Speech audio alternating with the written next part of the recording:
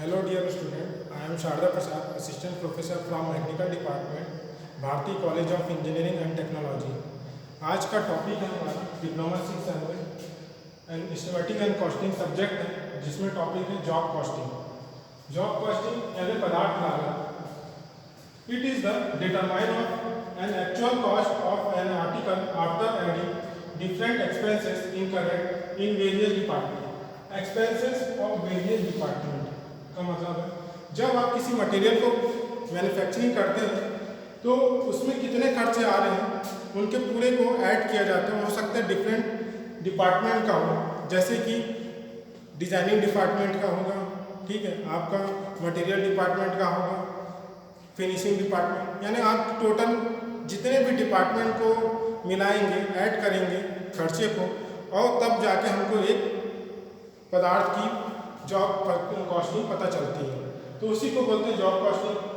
अब आते हैं मेन क्या होता है इसमें जॉब कॉस्टिंग में। डायरेक्ट एक्सपेंसेस भी आते हैं और इनडायरेक्ट एक्सपेंसेस भी आते हैं। डायरेक्ट एक्सपेंसेस में आगे पढ़ेंगे हम लोग, डायरेक्ट एक्सपेंसेस और इनडायरेक्ट। अब आते हैं इसका ऑब्जेक्टिव। पहला है to determine the cost of each article. इससे क्या होता है, हमको हर आर्टिकल का मूल्य पता चलता है कि वो कितने में बनने में कितना खर्च, कितना एक्सपेंसेस इसमें खर्च आ रहा है। To supply the information determine the wages. हमको सप्लाई करने में कितना इंफॉर्मेशन पता चलता है वेजेस का। To suggest changes design when the cost of higher. हमको ये पता करना रहता है कि हमारे डिजाइन के अनुरूप यानी अनुकूल बना है कि नहीं।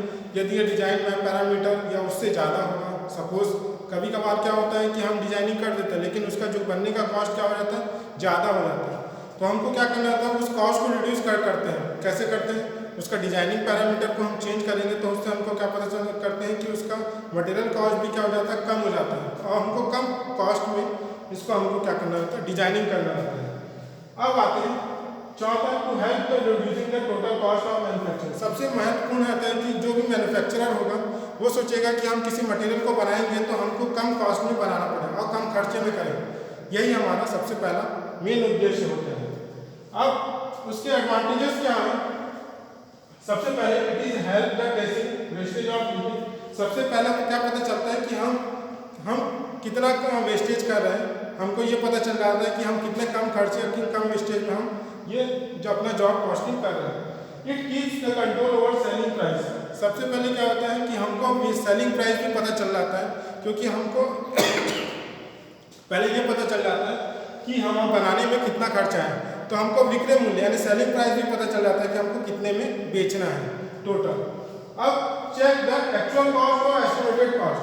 हम क्या करते हैं, हम चेक करते हैं टोटल एस्टिमेटेड कॉस्ट और एक्चुअल कॉस्ट। क्या होता है, हम पहले एस्टिमेटेड लगा लेते हैं कि हमारा जो सामान बनने वाला था 10 रुपये या 100 रुपये में बनने वाला है।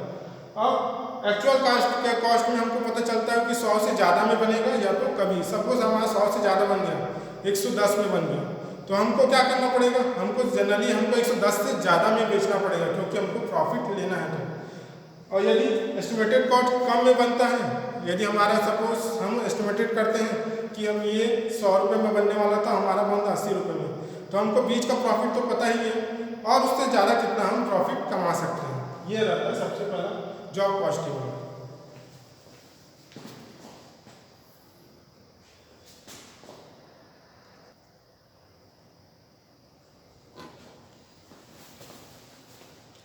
अब आते हैं आगे क्लासिफिकेशन सिस्टम ऑफ कॉस्ट। पहला है उद्योग की उत्पादन एक्टिविटीज के आधार पर।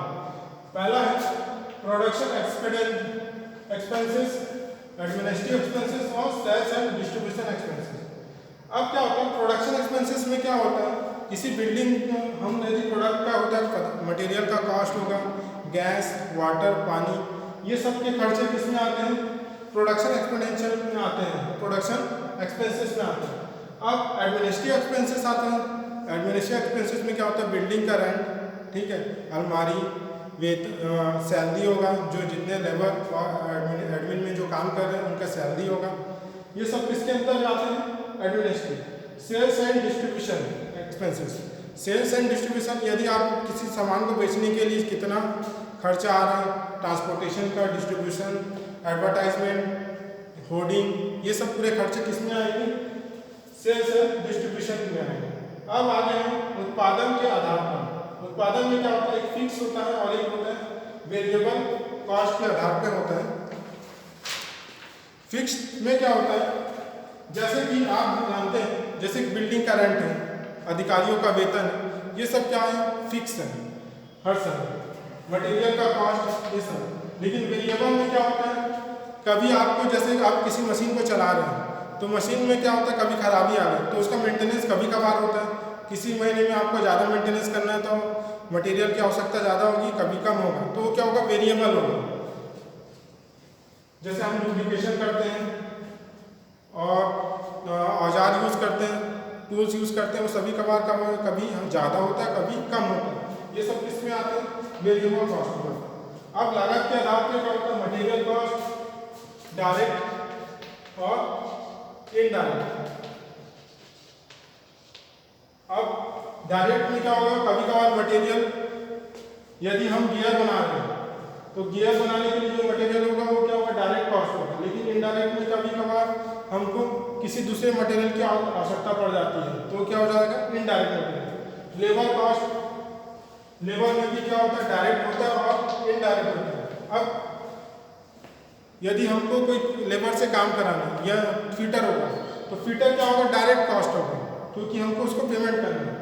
लेकिन क्या होगा, फिटर को सामान अवेलेबल कराने के लिए वो कहीं से न कहीं से दूसरी जगह से लाएगा तो उसको हेल्पर की जरूरत पड़ेगी।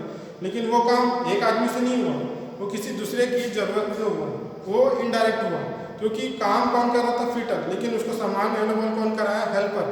तो हेल्पर किस में आएगा, इनडायरेक्ट में आएगा, इनडायरेक्ट। और ये होता है डायरेक्ट। डायरेक्ट में है आपका। अब अदर एक्सपेंसेस में भी होता है डायरेक्ट और इनडायरेक्ट। इनडायरेक्ट में क्या होता है, फैक्ट्री एक्सपेंसेस यानी फैक्ट्री के जो खर्चे आएंगे, फैक्ट्री एक्सपेंसेस होगा। एडमिनिस्ट्रेटिव एक्सपेंसेस यानी एडमिन के जो खर्चे आएंगे, एडमिनिस्ट्रेटिव एक्सपेंसेस आएंगे। सेलिंग एंड डिस्ट्रीब्यूशन आएगा, सेलिंग आएगा, सेलिंग के एक्सपेंसेस। और चौथा आएगा डिस्ट्रीब्यूशन आएगा। तो इस तरीके से क्या होता है, ये classification of system of cost होता है। उद्योग के उत्पादन की एक्टिविटी के कारण, उत्पादन की मात्रा के आधार पर, लागत के आधार पर, और लास्ट आता है मटेरियल, लेबर और अदर एक्सपेंसेस के आधार पर हमको पता चलता है।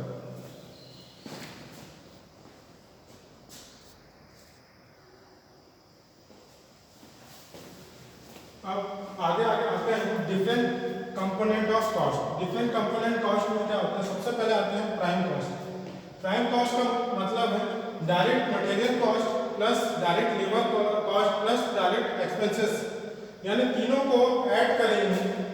जब आपके पास डायरेक्ट मटेरियल कॉस्ट और डायरेक्ट लेबर कॉस्ट और डायरेक्ट एक्सपेंसेस मिलेगा, तीनों फाइंड होगा, तब आपको क्या मिलेगा, प्राइम कॉस्ट मिलेगा। अब आगे आते हैं फैक्ट्री कॉस्ट। तो फैक्ट्री कॉस्ट में क्या होता है, prime cost plus factory expenses. यानी प्राइम कॉस्ट पहले फाइंड करना पड़ेगा आपको यहाँ से, फिर आपको क्या निकालना पड़ेगा, फैक्ट्री एक्सपेंसेस। इन दोनों को जोड़ोगे तब क्या निकलेगा, फैक्ट्री एक्सपेंसेस, फैक्ट्री कॉस्ट। अब क्या होगा, ऑफिस कॉस्ट। ऑफिस कॉस्ट कैसे निकलेगा, फैक्ट्री कॉस्ट फाइंड करना पड़ेगा प्लस क्या आएगा, एडमिनिस्ट्रेटिव कॉस्ट। यानी दोनों को ऐड करोगे तब क्या निकलेगा, factory cost plus administrative cost करोगे तब क्या निकलेगा, ऑफिस कॉस्ट निकलेगा। अब चौथा आता है टोटल कॉस्ट। टोटल कॉस्ट क्या होता है, office cost plus selling expenses plus distribution expenses, तीनों का, तीनों यानी ऑफिस कॉस्ट भी निकालना पड़ेगा, सेलिंग एक्सपेंसेस भी निकालना पड़ेगा और डिस्ट्रीब्यूशन एक्सपेंसेस भी निकालना। और ये टोटल कॉस्ट निकलेगा। और टोटल कॉस्ट को ही क्या बोलते हैं, सेलिंग कॉस्ट बोलते हैं। क्या बोलते हैं, सेलिंग कॉस्ट बोलते हैं। तो इसके सहायता से हम आगे न्यूमेरिकल करेंगे इससे रिलेटेड। ठीक, थैंक यू।